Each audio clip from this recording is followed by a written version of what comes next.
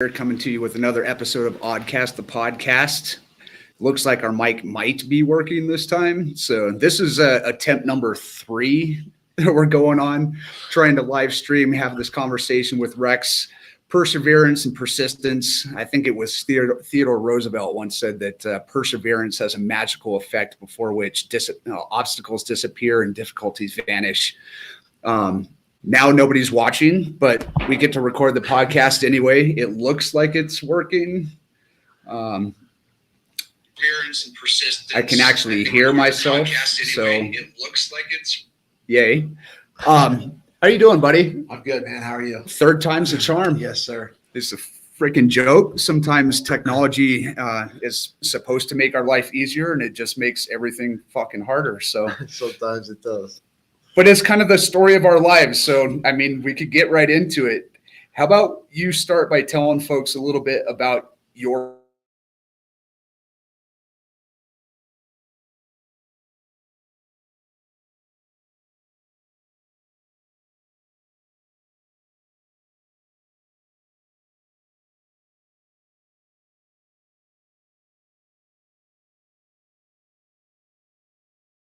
to where you are. It shook my world. It's absolutely fucking crazy, and I can't wait for you to share this story with our followers and just empower people to believe that where they are can be better than where they were. Absolutely. I think that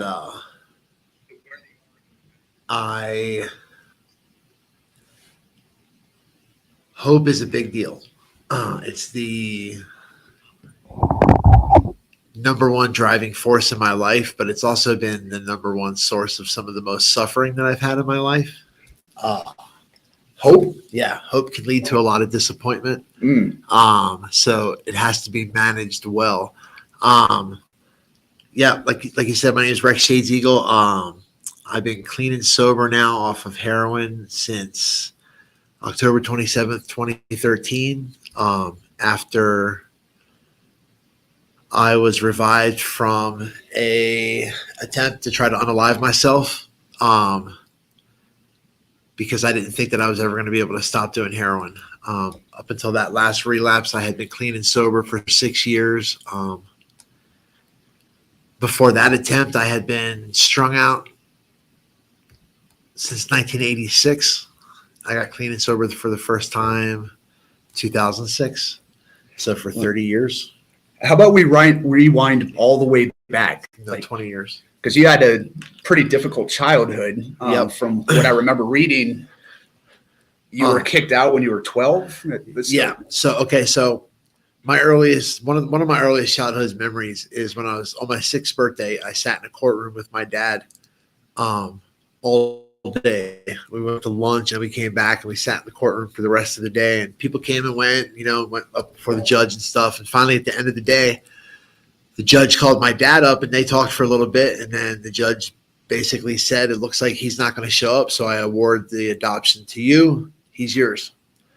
And I was really confused, and on the way home, my dad revealed to me that he wasn't really my dad, that he was actually my grandfather. He was my biological mother's father, and him and my mom and dad were actually my grandparents, and that my biological father had spent the last 6 years in prison and had just gotten out and was supposed to show up to claim custody of me and never did. So now, his words, so now we're stuck with you, is what he said. No trauma there. Yeah, right. A couple weeks later. Right from the onset. My dad pulls me into his shop. The person you understood to be your dad. Yes. Well, and so if I say mom or dad now, I'm talking about my maternal grandparents, because they adopted me and they're the only mom and dad I've ever known. So he pulls me into his workshop a couple weeks later, and he says to me along the lines of, if you had to choose who you were going to live with, me or your mom, who would it be? And, I'm a 6-year-old boy. My dad's my hero. He's in the National Guard. He's G.I. Joe to me. You know what I mean? Right. He takes me fishing. Mom makes me do chores, makes me bathe, do this, do that. So I was like, in hindsight, that was the most important decision I'd ever made in my life. Because a couple of weeks after that, my birthday's in January. So around the middle of February, 1980, when I was 6 years old, we moved out of the home I grew up in and moved into another house with who would be my future stepmom and her two teenage boys, her kind of like 11 or 12-year-old daughter, and her 2-year-old son. Hmm. Within 2 weeks of moving in with her, maybe 3 weeks, the abuse started. I don't know what I did. Definitely nothing to deserve what happened, but she grabbed the kitchen utensil, a soup ladle, and beat me over the head until she had cracked my head or split my skull open. And 2 weeks? yeah, I was 6 years old. So that we had been No honeymoon period whatsoever. No. Backhand, slaps, stuff like that started almost immediately.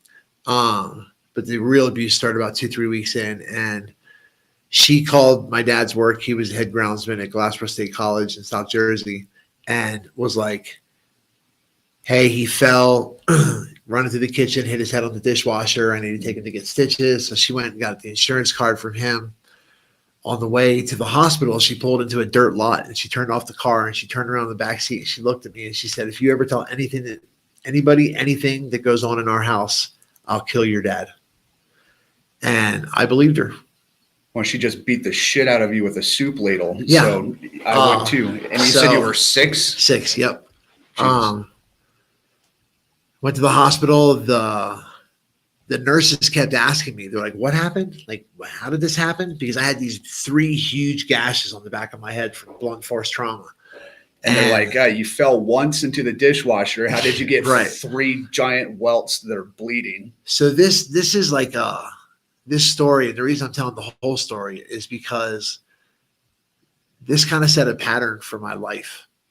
So finally the nurses leave and the doctor comes in and he tells Arlene, who's my future stepmom, who's not my stepmom at the time. So she has no guardianship over me.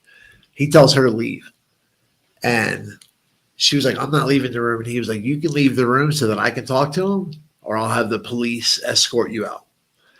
So she left, shot me a dirty look, of course. And the doctor looked me dead in the eye and he's like, do you want to tell me what really happened?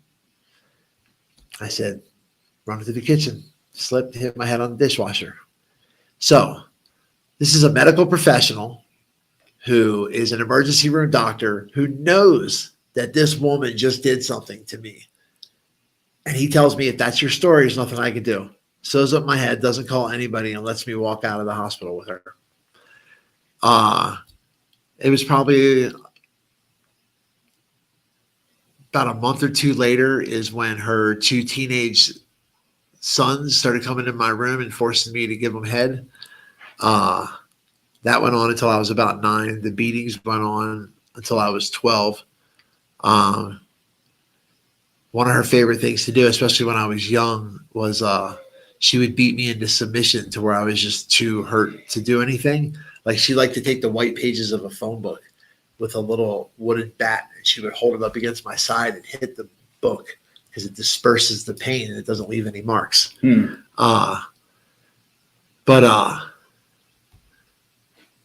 She would beat me like that until I couldn't fight anymore. And then she would pull my pants down and stick like spoons or forks up my ass and like take rubber bands and snap my genitals, things like that.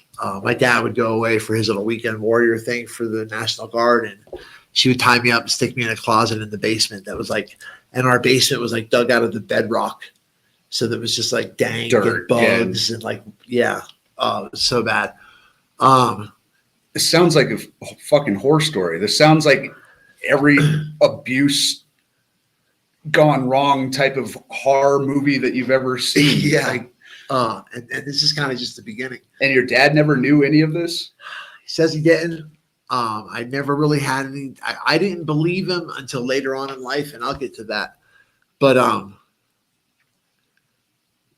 when I was 12, I was wiffle ball bat sword fighting with my younger stepbrother, and I probably hit him too hard.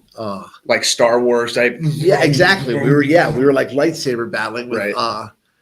with wiffle ball bats, and Arlene comes flying out of the basement with like this 3-foot length of a 1x, and she's cocked it back like she's swinging for the fences. And I remember time kind of stopping, and I I remember thinking to myself, like, this bitch is going to kill you. Like, if not today, maybe not tomorrow, but she's going to kill you if you don't do something about it. And time snapped back on. I put my arm up, blocked the blow, and hit her in the face. And according to my dad and my stepbrother, I had her neck pinned to the hardwood floor and was using the side of my fist to like beat Like it. hammer fist, Yeah. yeah. Uh-huh. And I went to juvie for the night. No charges were pressed.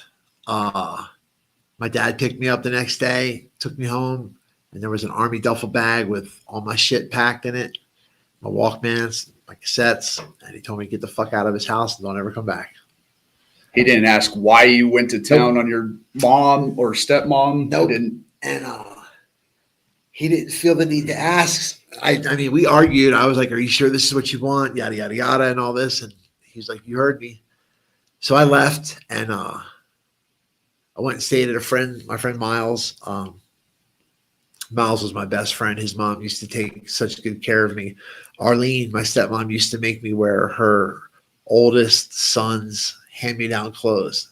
He was 10 years older than me. I was born in 1974. So the clothes that he wore to school are the clothes that I had to wear to school in the 80s.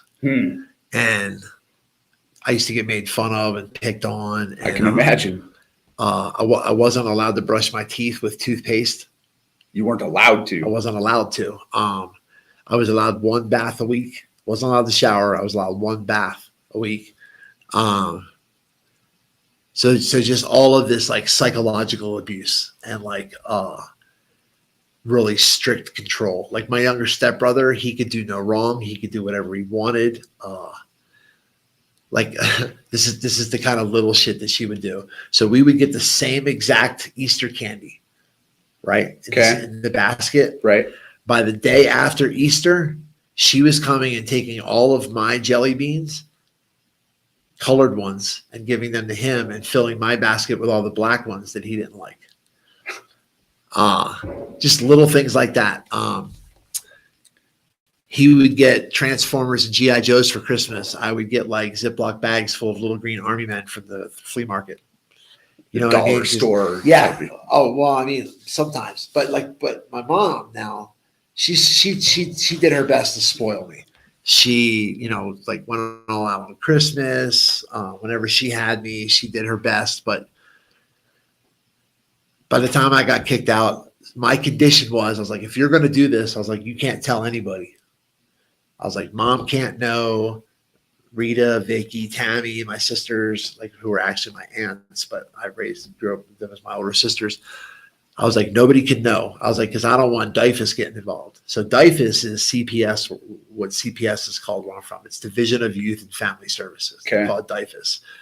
So DYFS's answer to everything back in the 80s was, if you're a fuck up in South Jersey, we're just going to take you out of South Jersey and put you in a foster home in North Jersey, and vice versa.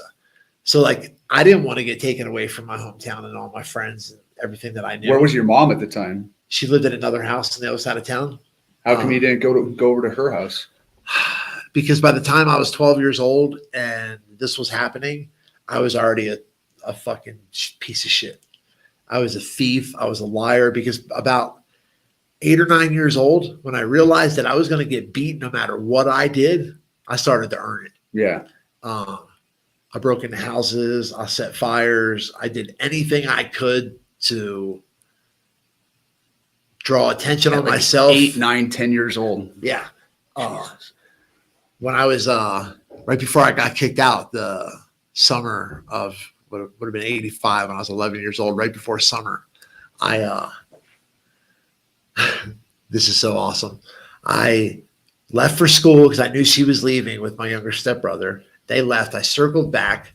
I broke into the house, busted a window in the basement, made it look like somebody climbed in, went upstairs, took all of this heirloom jewelry that she had that had been in her family in her family for generations. Wrote "fuck you" in red lipstick, big on the wall, burnt a bunch of shit. My younger brother's, stepbrother's artwork, like totally like all of these clues. I might have just signed my name on it, right? Right. Then I thought you were being so clever, I right? sneak out. I ride my bike to school. I show up at school. at first recess. Nobody even fucking notices me ride up and lock my bike up. On the way, there was this construction site where they were excavating the ground. Okay. I threw all of that jewelry. Gone. Never fucking heard from her, seen again. And I never told her where I threw it. Did they put 2 and 2 together? So apparently So you she went to comes. school. So I went to school, right? Get home from school. Bam, the cops are there. They want to talk to me. Hey, da da da. What do you know about this? What do you know about that? So I was smart enough to write the fuck you with my left hand, so they couldn't match it. Right. I wasn't worried about fingerprints because I lived there. Right. You know, Okay. it'd be weird if my fingerprints weren't there. Right.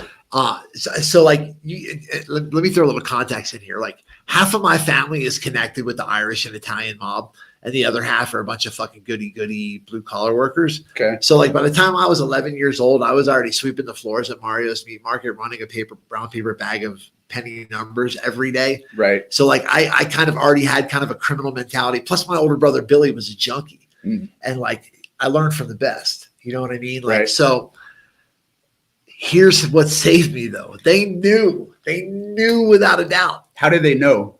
just because of the Like burning only your her brother's stuff was shit gone. and- Yeah, yeah. only my stepbrother's artwork that he drew for my dad was burned.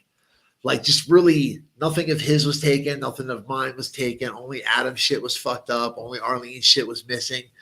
But my fucking teacher that morning marked me as present. So how could I have been Yep. the person to do this? I was So when in they school, called the school, you had an alibi. I was there and had been there all morning according to their fucking paperwork. How did that even happen? I don't Just fuck, because grace this of is God? yet another example, bro, of how, and I don't mean this with ego, because it's not always a good thing, but like, there are certain people in life that like the rules don't apply. You know what I mean? Right. But it works both ways. Like, I have gotten away with and gotten like, I like when we first met, I told you about all the time that I've done for the Yeah. insignificant little possessions and stuff. But then I told you about the shit I How got much away you- with. Right. Yeah. So like, but the flip side of that is, when I needed the system to work for me, it did It not. wasn't there. Nope, it wasn't there. And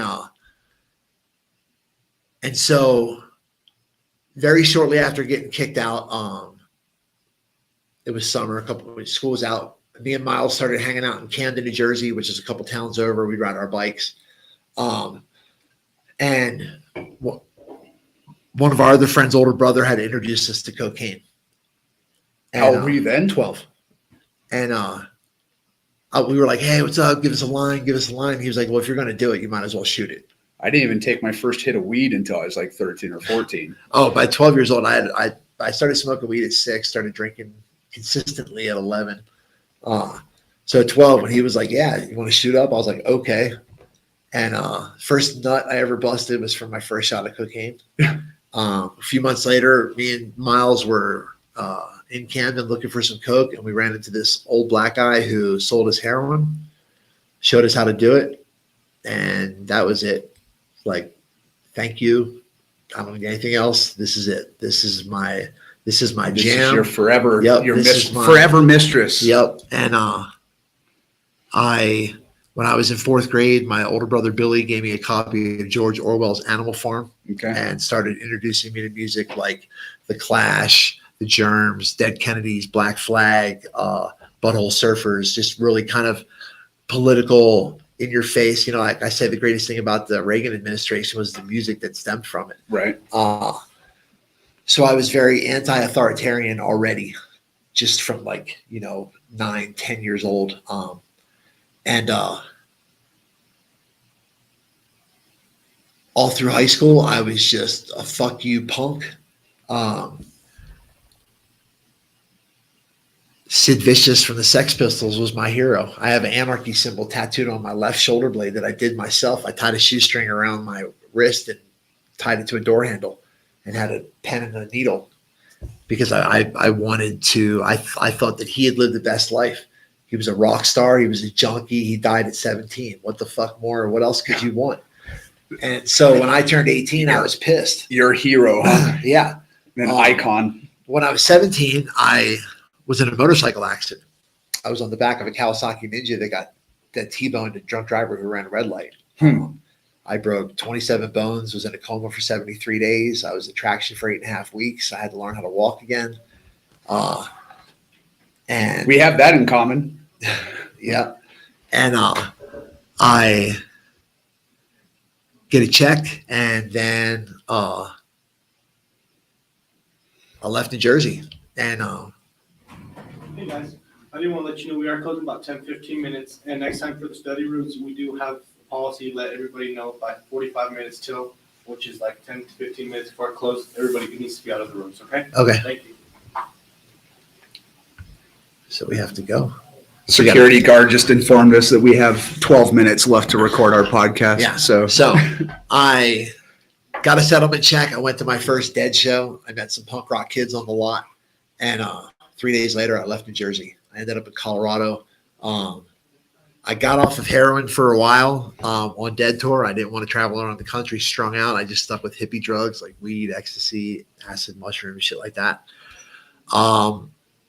Until the end of 94, I did way too much LSD, couldn't come down after a few days. A friend of mine told me heroin made it better, so I did some heroin and was off to the races. Within a few months, I was selling for the Tijuana cartel. I was moving about 3/4 pounds of cocaine and heroin a week. In Boulder, then I got busted. that's a lot. It was a lot. Yeah. I was doing That's no small amount. I was doing about 3.5 to 5 ounces. 3.5 to 5 grams of heroin a day, about a half ounce of coke a day, all intravenously. I weighed about 140 pounds. And I'm a big guy. Like I'm kind of skinny right now. I'm 210 pounds. And you could still function. I could still function. And I spent the next 10 years in and out of prison. I think I was free for a total of 8.5 months between November of 96 and November of 2006. 8.5 months out of 10 years. All for a combined weight of 1.7 grams of drugs, 1.5 of which was a bag of weed I sold to a cop. But like I said, I did time for the things I got away with, not the things I got busted for.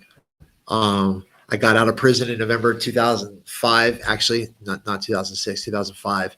And within 2 weeks was losing weight so fast that I had to fake doctor's notes because my parole officer was like, "What's going on?" I was like, "Oh, I got cancer."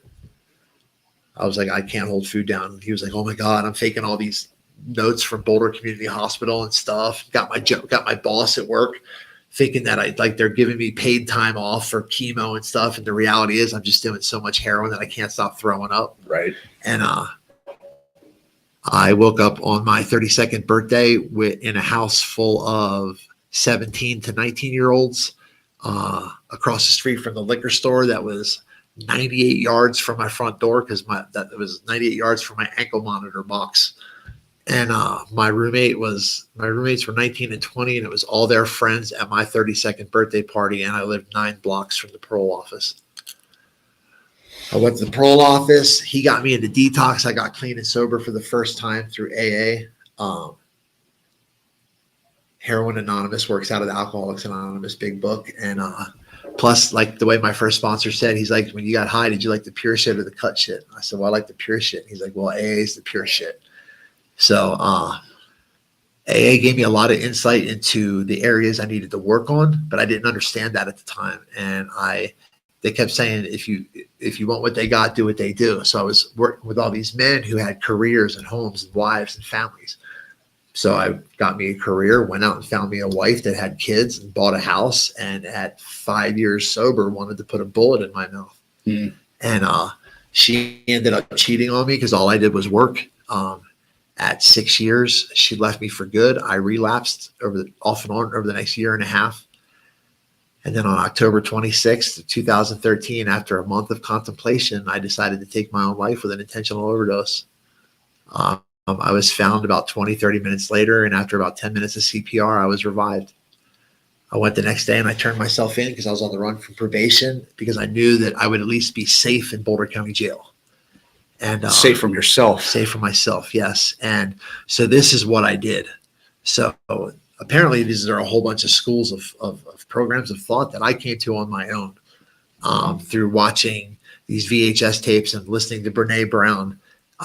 is it says in the AA Big Book, Bill Wilson says that alcohol was but a symptom of our disease. So if my drinking and drugging was a symptom, then what was the root cause? Right. So I watched this little VHS tape about this guy who says that if we really want to change our story, like our lives, and heal from our trauma, we have to be able to step outside of our lives and view it from a third-party objective point of view and really dissect the backstory of all of the participants.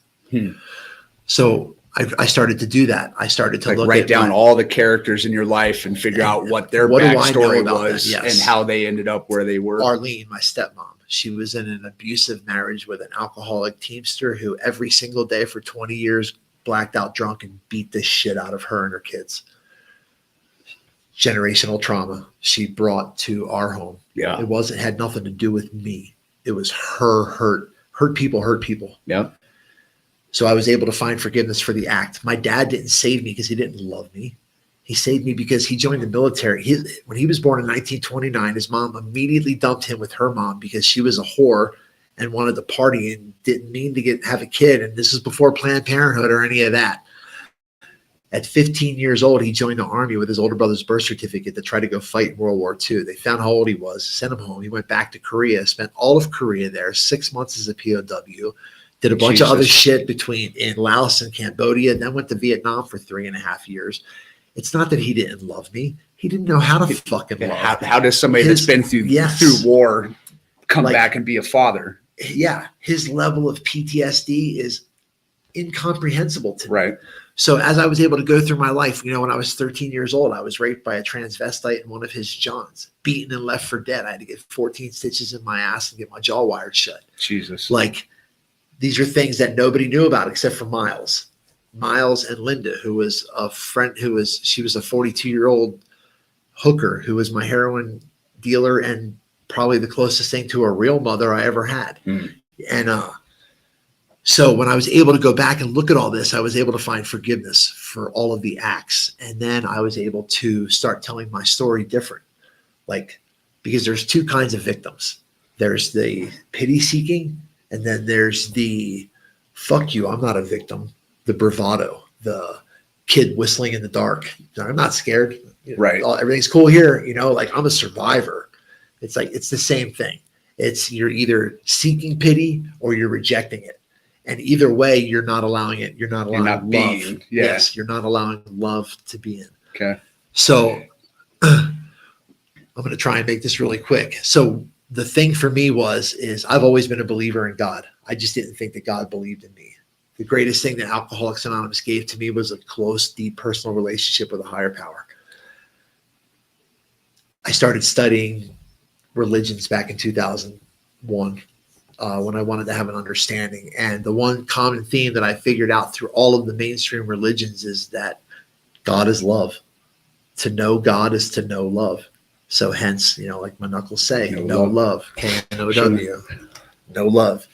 And when I was sitting in county jail the day after Christmas, my best friend Jim, who a year earlier, had to kick me out of his house because he caught me shooting up.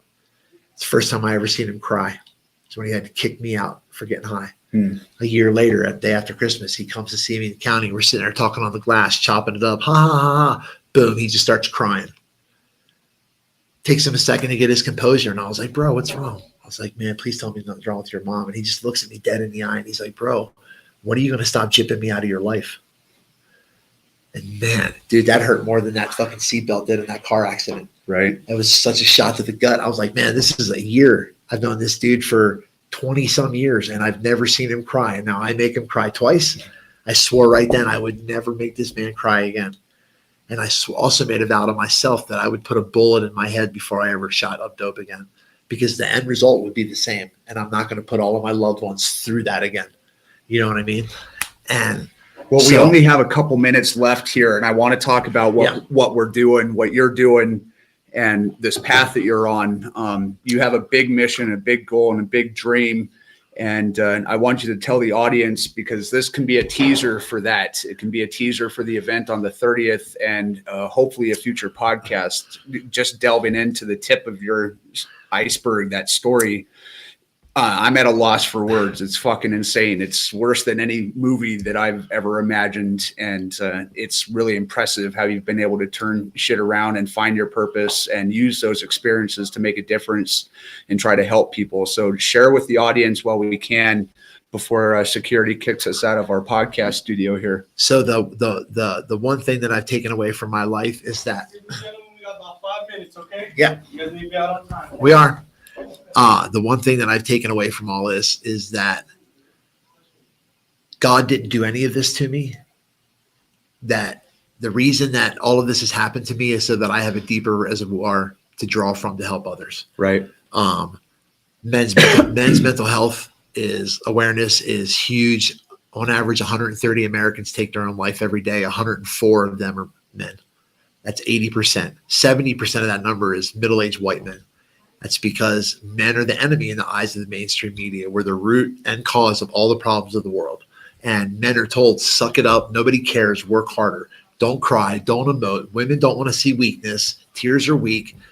Emotions are weak. This is all, you want to talk about toxic masculinity. That's toxic masculinity. Right. And so when I heard these numbers about suicide, I started to figure out what could I do. So me and No Love Foundation, we have decided that in 25 days on May 10th, I am going to be departing from Seattle, Washington, and going through 20 cities, 20 states, from Seattle to San Francisco to Cheyenne to Denver to Washington, D.C. to Miami. Sorry, guys, you guys got to start packing up. We have a minute. I know. He just told us. And to raise money for the American Foundation for Suicide Prevention. Yeah, it's a 5,800 world record breaking ride to try to save lives. And we've got an event on the 30th at the Agave Room above Rio Grande to raise money for this. I'll be speaking at it, and I hope everybody will come and join us. Sorry we have to cut this short. We're getting kicked out. I love you all. Talk to you soon. Rideforlife.org. Ride, the number 4, lifeusa.org.